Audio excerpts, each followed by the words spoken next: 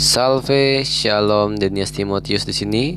Sesuai dengan judulnya, kita akan bahas perantaraan para kudus melalui doa. Di sini saya akan memberikan bukti bahwa ajaran ini alkitabiah dan sesuai dengan tradisi suci, dan saya juga sempat menyinggung Yahudi kuno nantinya. Baik, kita mulai. Di sini mungkin sobat-sobat apostolik ya, kaum Ortodoks dan Katolik juga pernah bertukar pikiran tentang topik ini bersama teman Protestan kalian. Saya coba beri gambaran melalui foto ini. Mungkin teman Protestan kalian berkata bahwa kenapa menyembah Maria dan Santo Santa, dan kita harusnya menjawab untuk ke 1521 kalinya ini hiperbola saja, karena memang kebanyakan atau sebagian teman-teman Protestan ini sering menanyakan ini berkali-kali. Jadi kita hiperbolakan saja. Kami tidak menyembah mereka, tetapi meminta doa pada mereka melalui berdoa pada mereka. Tapi walaupun terasa simpel dan tidak sesuai ekspektasi mereka, mereka tetap berkata berdoa pada Allah saja. Kenapa berdoa pada mereka? Ya, mungkin penggambaran saya yang kasih ini cukup relate, dan kita akan terjun ke pembahasan dan penjelasannya. Ini saya ada menangkap 3 poin kata-kata mereka. Di sini ada ngapain doa pada orang mati? Kedua, satu-satunya perantara kita adalah Yesus Kristus. Baca tuh 1 Timotius 2 ayat 5. Ini ayat-ayat favorit mereka saat mendengar ajaran ini. Dan yang ketiga ada ajaran ini tidak alkitabiah dan ini tidak mungkin ada di gereja mula-mula. Sebenarnya di poin ketiga ini cukup jarang kalau di bagian keduanya yang kata-katanya tidak mungkin ada di gereja mula-mula. Soalnya terasa jarang kalau kita dengar dari mulut teman-teman Protestan kita. Baik, kita mulai ke bagian yang satu, yaitu ngapain doa pada orang mati. Sebelum kita masuk ke bagian nomor 1, kita akan menegaskan ajaran ini dulu, bahwa perantaraan para kudus ini penting, di mana orang kudus di surga turut mendoakan kita. Tapi supaya mereka mendoakan kita, ya kita berdoa padanya. Berdoa ini konteksnya adalah komunikasi, bukan menyembah. Berdoa itu ada 2 jenis, ada untuk meminta doa dan menyembah. Karena doa ini bisa dibilang komunikasi. Karena Santo Yakobus saudara Yesus mengatakan, karena itu hendaklah kamu saling mengaku dosamu dan saling mendoakan supaya kamu sembuh. Di sini yang statement yang terakhir ini membuktikan bahwa doa orang yang benar bila dengan yakin didoakan sangat besar kuasanya. Jadi sudah jelas kalau kita meminta doa pada orang kudus, maka kemungkinan doa kita cepat terkabul, karena orang-orang kudus yang mendengar doa kita dan turut mendoakan kita berdoa kepada Kristus supaya doa kita terjawab. Kita mulai ke bagian pertama, karena bagian pertama ini alasan mereka menolak ajaran ini. Baik, sebelum itu di sini kita ketahui bahwa pastinya di surga orang-orang di sana pasti lebih hidup daripada kita. Pastinya, karena mereka bersama dengan Allah. Sebab Yesus mengatakan, Ia bukanlah Allah orang mati, melainkan Allah orang hidup.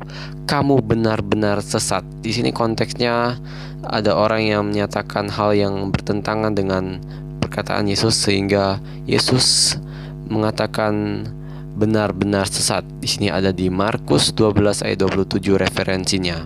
Dan tidak sampai berakhir di sini, saya juga akan memberi bukti di Perjanjian Lama juga, di mana Santo Matius mengutip perkataan Yeremia mengenai Rahel. Dengan demikian genaplah firman yang disampaikan oleh Nabi Yeremia. Terdengarlah suara di Rama, tangis dan ratap yang amat sedih. Rahel menangisi anak-anaknya dan ia tidak mau dihibur, sebab mereka tidak ada lagi. Ada di Matius bab 2 ayat 17-18 yang mengutip Yeremia 31. ayat 15. Santo Matius mengutip perkataan Yeremia mengenai Rahel. Pastinya Santo Matius mengutip hal itu untuk menggenapi nubuat di mana Rahel menangisi anak-anaknya. Yang dimaksud itu adalah anak-anak yang dibunuh oleh Herodes di kronologi hal tersebut. Karena itu, Santo Matius menggunakan nubuat itu. Bagi siapa yang tidak tahu siapa Rahel, Rahel adalah istri dari Yakub, ibu dari Yusuf dan Benyamin. Pastinya ini tokoh di kitab Kejadian, dan kematiannya ini tertulis di Kejadian 35 ayat 19-20. Demikianlah Rahel mati, lalu ia dikuburkan di sisi jalan di Efrata, yaitu Bethlehem. Yakub mendirikan tugu di atas kuburnya, itulah tugu kubur ya Rahel yang sampai sekarang. Ini Rahel sudah pastinya sangat lama wafat sebelum kitab Yeremia dan Matius ditulis. Jadi karena kisah Rahel ini membuktikan bahwa orang kudus itu bisa mendengarkan doa kita walaupun mereka meninggal. Tapi mereka hanya meninggal dalam konteks kehilangan tubuh. Namun mungkin ada oknum melihat ini mengasumsikan bahwa ini perumpamaan atau kiasan atau pokoknya untuk membantah ajaran perantaraan para kudus. Tapi ternyata saya menemukan bahwa Yudaisme menganggap bahwa Rahel mendoakan mereka meskipun Rahel telah lama meninggal. Hal ini mematahkan asumsi mereka tentang hal itu. Tidak cukup sampai di sini, saya akan memberikan ayat yang membuktikan topik ini juga di kitab-kitab Deuterokanonika. Di sini ada Daniel, kitab tambahan Daniel yang ada di versi Yunaninya saja.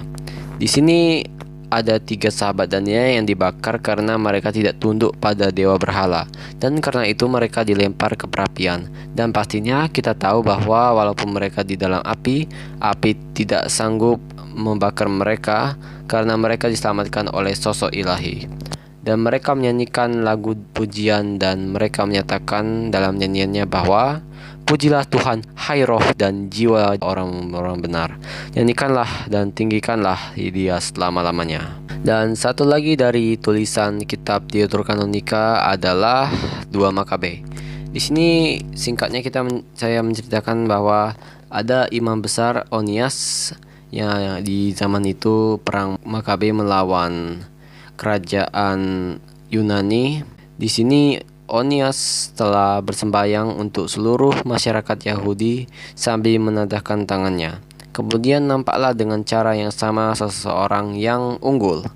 Dan ternyata itu adalah Yeremia. Dan Onias angkat bicara dan berkata, inilah sahabat saudara-saudaranya yang banyak berdoa dan rakyat dan kota suci, yaitu Yeremia, Nabi Allah. Pastinya Nabi Yeremia telah lama meninggal pada zaman itu. Tapi Yeremia masih bisa mendengarkan doa mereka dan banyak berdoa untuk rakyat dan kota suci di zaman itu. Dan selesailah kutipan dari Perjanjian Lama, kita ke Perjanjian Baru. Di sini kita lihat bahwa Santo Paulus mengatakan di dalam surat Ibrani bab 12 ayat 1, ia mengatakan bahwa karena kita mempunyai banyak sanksi bagaikan awan yang mengelilingi kita, marilah kita menanggalkan semua beban dan dosa yang begitu merintangi kita dan berlomba dengan tekun dalam perlombaan yang diwajibkan bagi kita. Di sini sudah jelas bahwa Santo Paulus mengatakan ada banyak sanksi bagaikan awan yang mengelilingi kita. Jadi ini anggapannya bahwa orang-orang kudus yang di surga telah mengelilingi kita dan turut mendoakan kita. Santo Yudas Tadeus, ini bukan Yudas Iskariot, ini adalah Yudas Tadeus yang merupakan saudara dari Yakobus yang saya sebutkan, Yakobus saudara Yesus, dan membuat ini adalah Yudas saudara Yesus. Di sini dia menyatakan melalui nubuat Henokh menyatakan kalau Tuhan datang dengan beribu-ribu orang kudusnya. Jadi seharusnya dimaklumkan bahwa orang kudus lebih bisa mendoakan kita daripada orang-orang di bumi ini, karena mereka telah bersama Tuhan. Dan di sini Santo Yohanes Rasul, muridnya Yesus juga telah terang-terangan bahwa dia menyebutkan ada doa semua orang kudus. Baik, selesai dari kutipan Perjanjian Baru, tapi kita masih ada 2 tuduhan atau kata-kata mereka tentang ajaran ini. Di sini yang terkenalnya 1 Timotius 2 ayat 5. Mari kita bahas yang ini. Memang kita di sini Paulus mengatakan bahwa karena Allah itu Esa, dan Esa pula Dia yang menjadi pengantara antara Allah dan manusia, yaitu manusia Kristus Yesus. Di sini memang Santo Paulus berkata bahwa satu-satunya pengantara adalah Yesus Kristus. Tapi apakah kamu tidak sadar bahwa 4 ayat sebelumnya Santo Paulus menyatakan bahwa pertama-tama aku menasihatkan, naikkanlah permohonan, doa, syafaat, dan ucapan syukur untuk semua orang. Jadi jelas di sini Paulus kepada Timotius dan jemaat-jemaat lain, karena di sini judul perikopnya adalah doa gereja atau bisa disebut jemaat. Karena Paulus juga menyebutkan bahwa kita masih bisa atau gereja bisa menaikkan doa syafaat dan ucapan syukur kepada semua orang. Paulus juga menyebutkan bahwa Allah telah menetapkan beberapa orang dalam jemaat. Pertama sebagai rasul, kedua sebagai nabi, ketiga sebagai pengajar, selanjutnya mereka yang mendapat karunia dan mengadakan mukjizat, untuk menyembuhkan, untuk melayani, untuk memimpin, dan untuk berkata-kata dalam bahasa roh. Jadi artinya orang-orang ini adalah pengantara dan mendoakan orang-orang yang membutuhkan. Tapi apakah ini membuat Yesus bukan satu-satunya pengantara antara kita dengan Allah? Tidak. Yesus satu-satunya pengantara penebusan kita. Dia adalah satu-satunya Allah dan manusia. Karena Dia adalah firman Allah, pasti kita datang pada Allah melalui Dia, sebab Yesus adalah firman-Nya Allah. Dan lagi pula orang-orang ini tidak bertindak terpisah dari Kristus, melainkan bersama Dia. Paulus juga menyebutkan bahwa karena kealahan yang mengerjakan di dalam kamu, baik kemauan maupun pekerjaan menurut kerelaannya. Filipi 2 ayat 13. Sekarang aku bersukacita bahwa aku boleh menderita karena kamu, dan menggenapkan dalam dagingku apa yang kurang pada penderitaan Kristus untuk tubuhnya, yaitu gereja. Kolose 1 ayat 24. Orang-orang ini bersatu dalam partisipasi mereka dengan satu-satunya pengantara penebusan kita, yaitu Yesus yang selalu menjadi pengantara utama dan sejati. Peran mereka disatukan menjadi pasif dengan sang perantara sejati itu. Tapi walaupun begitu, apakah kalian tahu bahwa kita berdevosi pada Yesus dan para kudus berdoanya pasti akhirnya berbeda? Kalau Yesus, kami menyebut bahwa Yesus miserere nobis, yang artinya kasihanilah kami. Ya, karena Yesus adalah Allah yang maha mengampuni. Bukan kami tidak pernah menyebut bahwa Yesus ora pro nobis atau bisa disebut doakanlah kami, karena itu adalah pekerjaan para santo-santa. Jadi hal-hal perantara ini, dari perantara Yesus dan perantara para orang kudus ini pasti beda, bisa dibilang beda level. Karena Yesus mengabulkan doa kita, dan sementara orang-orang kudus mendoakan kita kepada Kristus. Karena kita bisa lihat juga contohnya di nyanyian Salam Ratu Surga. Saya coba nyanyikan. Ave Regina Celorum, Ave Domina Angelorum, Salve Radix, Salve Porta, Esqua Mundo Lux exhorta, Gaude Virgo Gloriosa, Super omnes speciosa, Valeo Vale decora, et pro nobis Christum exora. Doakanlah kami kepada Kristus. Tuduhannya adalah, dan ini tidak mungkin ada di gereja mula-mula. Sebenarnya gereja mula secara jelas-jelas mengajarkan ajaran ini. Mari kita membuka bukti-buktinya apa aja. Pertama dari Hermas dari Roma, yaitu menurut tradisi adalah salah satu dari 70 murid. Dia mengatakan bahwa Hermas dikuatkan oleh malaikat suci yang dia lihat dan telah memperoleh perantaraan seperti itu darinya. Dan Santo Clemens dari Alexandria, dia menyatakan bahwa Orang Kristen sejati berdoa bersama para malaikat, dan meskipun dia berdoa sendirian, dia ditemani oleh paduan suara orang-orang kudus yang berdiri bersamanya dalam doa. Berasasi pemakaman dekat gereja Santa Sabina di Roma. Di sini ada berkata, "Atikus, tidurlah dengan tenang, aman dalam keselamatanmu, dan doakanlah dosa-dosa kami dengan cemas." Di sini ada Raylands Papyrus 3.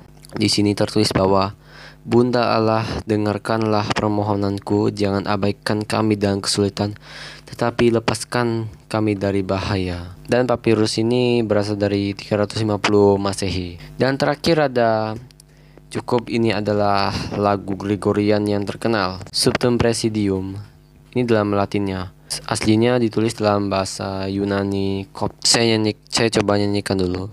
Subtum Praesidium confugimus, Santa Dei Genetrix, nostras deprecationes ne despias in necessitatibus, seda periculis suntis, libera nos semper, Virgo gloriosa et benedicta. Mungkin begitu saja penjelasan perantaraan para kudus. Semoga hal ini bermanfaat bagi kita semua. Tuhan memberkati. Salve, Shalom.